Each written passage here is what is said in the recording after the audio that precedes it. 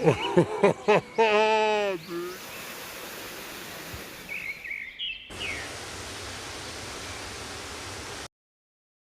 वालेकुम फ्रेंड्स, आज हम मौजूद हैं झील सिंबल में। ये एक्चुअली प्राइवेट प्रॉपर्टी है जो कि पहाड़ों में घिरी हुई है।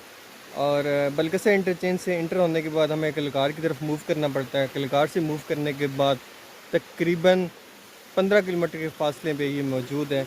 और इसके लिए ख़ुसूसी तावन जनाब करम साहब का, जिन्होंने हमें इसके लिए परमिशन लेके दी और हम आप यहाँ विज़िट करने आए हैं।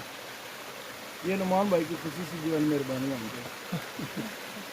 तो अगर आप इस एरिया को विज़िट करना चाहते हैं, एक्सप्लोर करना चाहते हैं तो ज़रूर आएँ। लेकिन यह है कि इस यहाँ पे आप इंटर नहीं हो सकते क्योंकि ये प्राइवेट प्रॉपर्टी है। लेकिन आप वो सामने पहाड़ जो आपको दिख रहा है उसकी चोटी पे खड़े होकर आप ये सारे मनाज़र अपने कैमरे की स्क्रीन में कैप्चर कर सकते हैं और इससे लुत्फ़अंदोज़ हो सकते हैं। Thank you.